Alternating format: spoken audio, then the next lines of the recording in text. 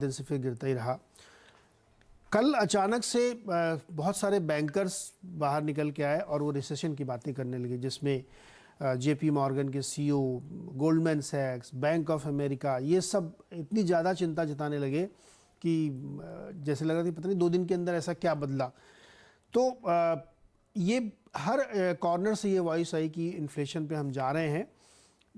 ये तय है कि हम जाएंगे, कब जाएंगे ये आप पूछ सकते हैं। तो 2023 तो उसकी वजह से कल मार्केट में थोड़ा सा एक नेगेटिव सेंटीमेंट प्ले हुआ। और जैसे ये होता तो फिर सबसे ज़्यादा पिटाई आईटी स्टॉक्स की होती है, वही हुआ भी, क्योंकि ये फेड की तरफ अब बॉल जा रही है कि फेड जो है रेट हाइक बंद नहीं करेगा। कल मैं एक कमेंट्री सुन रहा था, यूएस की शाम को चल रही थी, उसमें लोग कह रहे हैं कि 5 से 5.5 तो रेट होके रहेगा, अभी 4 के आसपास है। तो यानी लोग इस बात से मुतमईन हो रहे हैं कि अभी रेट हाइक का सिलसिला चलेगा।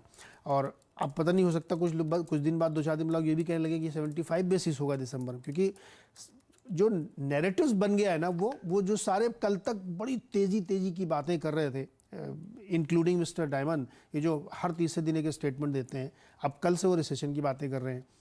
मॉर्गन स्टैनली जो दुनिया में सबसे ज़्यादा बुलिश माना जाता है, इंक्लूडिंग इंडियन मार्केट, उन्होंने अपने यहाँ छटनी शुरू करी है। 1600 लोगों को निकाला है, हालांकि वो 2% है लेकिन नंबर बड़ा है। गोल्डमैन सैक्स में छटनी हुई है, बैंक ऑफ अमेरिका ने हायरिंग रोक दी है। तो ये सब चीज़ें जब कल एक साथ निकल के आई ना, नेगेटिव, तो मार्केट ने इसको अच्छे से नहीं लिया और कल फिर से मार्केट में ये प्रेशर देखने को मिला। तो नेट ये है कि अब रिसेशन के फियर्स की बातें ज़्यादा होने लगी हैं।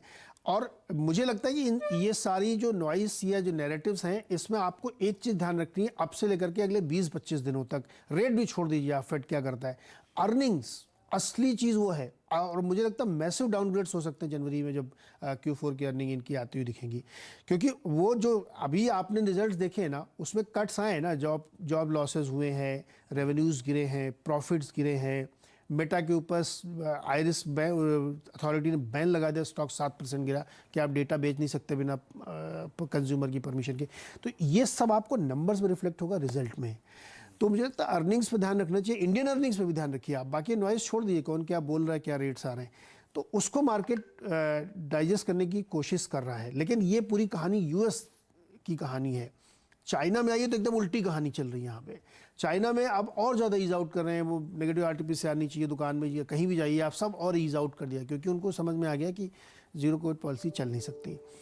सो ये इस इम्पॉर्टेंट डेटा के बीच में भारत की पोजिशनिंग अपनी कैसी होनी चाहिए, उससे हम क्या क्यूज़ लें। तो मुझे लगता है कि आज आरबीआई जो बोलेगा वो रिफ्लेक्शन होगा कि यूएस में क्या हो रहा है, चाइना में क्या हो रहा है, और हम उसको कैसे अपने यहाँ प्ले आउट करना चाहते हैं। जैसे आपके साथ 2 चीज़ें रखो, ये सिर्फ रेफरेंस के लिए रख रहा हूँ, इसको कोई बहुत ज़्यादा इंटरप्रेट मत करिएगा।